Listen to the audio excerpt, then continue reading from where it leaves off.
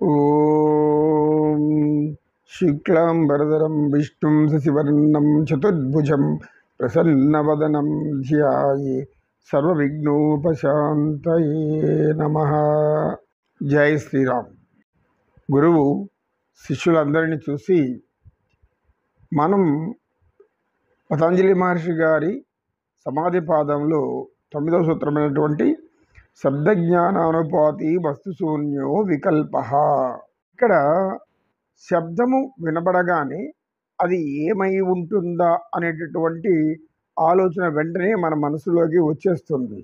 ఇది బుద్ధి ద్వారా గ్రహించిన తర్వాత ఆ యొక్క స్పష్టత తర్వాత మన మనసుకు తెలియజేస్తుంది. అయితే అహంతో కూడుకున్నటువంటి మనసు అయితే అది వ్యతిరేక ఆలోచన దిశలోకి వెళ్ళిపోతుంది. వెంటనే నిర్ణయం తీసుకొని ఆ వస్తువు ఏమై ఉంటుందా, ఆ శబ్దం ఎటువంటి దానికి సంబంధించినది అనే ఆలోచన లేకుండా వెంటనే ఏదో ఒక నిర్ణయానికి వస్తుంది. తర్వాత కాసేపటికి వాస్తవంలోకి వెళితే అది మనం అనుకున్నది కాకపోతుంది. ఇలాంటి సందర్భాలు మానవ జీవిత వికాసం కోసమే, మానవ జన్మ సాఫల్యం కోసము, మనో దుఃఖాలను పోగొట్టడానికి మానవులలో కలుగుతున్న అనేక అనుమాన ప్రమాణాలతో జీవితం అంతా నరకప్రాయం చేసుకోకుండా ఒకరినొకరు అర్థం చేసుకుంటూ మానవ సంబంధాలు అనేటివి అనేక విధాలుగా ఉంటాయి. భార్యాభర్తల సంబంధం మొదటి సంసారానికి మొదటి బంధం అది. తర్వాత పిల్లలు, ఆ తర్వాత బంధుజనులు, ఆ తర్వాత మిత్రులు. ఇలా లోకంలో ఉన్నటువంటి మనం అనేక మానవులతో సంబంధాలు ఏర్పరచుకొని జీవిస్తూ ఉంటాం. ఎందుకంటే మానవుడు సంఘజీవి. సంఘంలో జీవించాలి అన్నప్పుడు మనం అందరికీ అనుకూలంగా ఉండేలా ప్రవర్తించాలి. అలాంటి ప్రవర్తన మాటల ద్వారా మాత్రమే వ్యక్తీకరించబడతాయి. మాట మంత్రమవుతుంది. ఇది అనేక సందర్భాల్లో మనం చూస్తూ ఉంటాం. ఉదాహరణకి ఒక వైద్యుడు అతని దగ్గరికి ఒక రోగి వెళుతాడు. ఆ రోగి వెళ్ళినప్పుడు ఆ వైద్యుడు వైద్య పరీక్షలు చేసి అతను ఇలా చెప్తాడు, మీకున్నటువంటి రోగం ఇది, మీరు ఇంకా కొద్ది రోజుల్లో చనిపోతారు అని చెప్తాడు. అయితే ఆ వైద్యుడు చెప్పింది వాస్తవమే. కానీ ఇప్పుడు ఈ రోగి విషయంలో ఏమైంది? అది ఇంతవరకు ధైర్యంగా ఉన్న రోగి వైద్యం చేసుకుంటే నయమవుతుంది అనుకున్నటువంటి ఆ వ్యాధిగ్రస్తులు వెంటనే కొద్ది రోజులు చనిపోతానా అంటే ప్రాణభయం ఎవరికైనా ఉండడం సహజమే కదా. ఈ ప్రాణము అనేది అందరికి కూడా, ఎటువంటి గొప్ప గొప్ప పండితుల్లో కూడా ఈ ప్రాణభయం ఉంటుంది. ఎందుకు అంటే అనేక మంది అనేక విధాలుగా బోధనలు చేసిన, ఆధ్యాత్మిక చింతనలు చెప్పిన ప్రాణభయం అనేది అతి ముఖ్యమైనటువంటి అంశం. పతంజలి మహర్షి గారి యొక్క సూత్రాలలో పంచక్లేశాల గురించి చర్చించారు. అవిద్య, అస్మిత, రాగద్వేష, అభినివేశ, పంచక్లేశ. ఇవన్నీ కూడా 5 రకాల దుఃఖాలు ఉన్నాయి. దీంట్లో చివరిది మనం చూసినట్లయితే అభినివేశం. అభినివేశం అంటే ప్రాణం మీద తీపి, ప్రాణాన్ని పట్టుకొని ఊగులాడుతూ ఉండడం. మనకు నిత్య జీవితంలో తెలిసిన సత్యమైనా కూడా శరీరం అనేది అశాశ్వతం అని తెలిసి కూడా అనేక మంది చెప్తున్నా కూడా అయితే ఈ ప్రాణం పోవడం అనేది ఎవరికి ఇష్టం ఉండదు. 99.9% కూడా ఎవరికి ఈ ప్రాణభయం అనేది వదలదు. ఎలా సంభవిస్తుంది? మాటల ద్వారా సంభవిస్తుందని మనం ఇప్పుడు ఒక రోగి విషయంలో తెలుసుకున్నాం. ఇంకొక రకమైన వైద్యులు ఉంటారు. అతని దగ్గరికి వెళ్తాం. మనం ఆ వ్యక్తి ఒక వ్యాధిగ్రస్తుడిని చెప్పే విధానం గమనించినట్లయితే అతను ఏం చెప్తాడు? వాస్తవానికి ఆ వ్యాధిగ్రస్తుడు కొద్ది గంటలలో మరణించేలా అని నిర్ధారణ చేసుకుంటాడు వైద్యుడు. అయితే వైద్య వృత్తి యొక్క ధర్మమేమి, వైద్యుని ధర్మమేమి? ఎలాగైనా రోగికి మనోధైర్యం కల్పించాలి. దాని వలన కూడా కొంతకాలం జీవించే అవకాశం ఉంది. అంటే మానసిక ధైర్యం అనేది, ఆత్మవిశ్వాసము అనేది అతి ముఖ్యమైనటువంటి అంశం.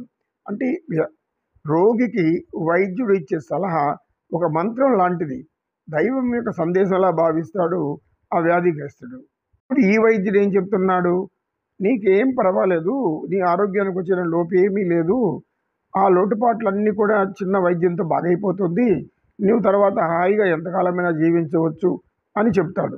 ఇప్పుడు ఈ మాటలు ఎలా పనిచేస్తుంటే ఆ వ్యాధిగ్రస్తుడి మీద, కొద్ది గంటల్లోనో కొన్ని రోజుల్లోనో పోయే వ్యక్తి కొన్ని సంవత్సరాలు జీవించేలా చేస్తుంది. ఎందుకంటే మానసికమైనటువంటి ఒక బలమైన శక్తి మనలో ఉంది. దానిని ఆత్మైక శక్తి అంటాం. చైతన్య శక్తి అని కూడా అంటాం. చైతన్య శక్తిని మేలుకొల్పి మనలో ఉన్న చైతన్యాన్ని, ఆత్మజ్ఞానాన్ని పొంది ఒక దృఢమైన సంకల్పం ఏర్పరచుకోవాలి అంటే మనకు గురువులు కానీ, వైద్యులు కానీ వీళ్ళు చెప్పే విషయాలే మనకు ఒక అద్భుతమైన మంత్రాలు. ఒక శబ్దజ్ఞానానుపాతి వస్తుశూన్యో వికల్ప. వస్తుశూన్యం అంటే ఇక్కడ ఏమీ లేకపోవడం కాదు. ఏదో ఉంది కనుక ఆ శబ్దాన్ని అనుసరించి వచ్చేటటువంటి విషయాలను విని వెంటనే మనం ఒక నిర్ధారణకు రాకూడదు. మొదటి రోగి గురించి తెలుసుకున్నాం. ఆ రోగి భయపడడం ప్రారంభిస్తాడు. అయితే అతనికి ఒక మంచి స్నేహితుడు ఉన్నారనుకోండి, ఆ స్నేహితుడు ఈ వైద్యుడు చెప్పినంత కూడా అబద్ధమై ఉంటుంది, మనం ఇంకొంచెం ప్రఖ్యాతి చెందిన వైద్యుని దగ్గరికి వెళ్తాం పదా అని తీసుకెళ్తే, ఆ ప్రఖ్యాతి చెందిన వైద్యుడి దగ్గరికి ముందే వెళ్ళి ఈ స్నేహితుడు ఇలా జరుగుతుంది, మీరు ఎలా చెప్పాలో అలా చెప్పండి అని చెప్తే, అప్పుడు ఆ వైద్యుడు ఇతనికి మనోధైర్యానికి కావలసినంత ఎక్కువగా లోపలికి చొచ్చింపజేస్తాడు. అప్పుడు ఇంకొంచెం ఆత్మవిశ్వాసం పెరుగుతుంది ఆ వ్యాధిగ్రస్తుల్లో. కనుక శబ్దజ్ఞానం అనేది మానవుల జీవితంలో అతి ముఖ్యమైనటువంటి అంశము. మేము ఇదివరకే చెప్పుకున్నాం. చెప్పుడు మాటలు అనేటివి కొందరు దురాశతోనూ, నిరాశతోనూ, స్వార్థ బుద్ధితోనూ, సంకుచిత స్వభావంతోనూ, ఈర్ష్య, అసూయ, ద్వేష, పగ, ప్రతీకారం లాంటివి అనేక దుర్మార్గపు గుణాలను లోపల ఏర్పరచుకొని వారు అబద్ధాలు చెప్పవచ్చు. కొన్ని సమయాల్లో నమ్మబలిగేలాగా మాట్లాడవచ్చు. అది సహజంగా వినేవారికి ఎలా ఉంటుందంటే, ఇతడు చెప్పేది వాస్తవము, సత్యము అనే విధంగా నమ్మబలుపుతారు. అయితే అవన్నీ సత్యమా, అవన్నీ వాస్తవమా అనే ఆలోచన విన్న వ్యక్తికి వెంటనే రాదు. వెంటనే చర్యల్లోకి వెళ్ళిపోతాడు, ప్రతిస్పందిస్తాడు, దానికి ప్రతీకార చర్య చేయడం ప్రారంభిస్తాడు.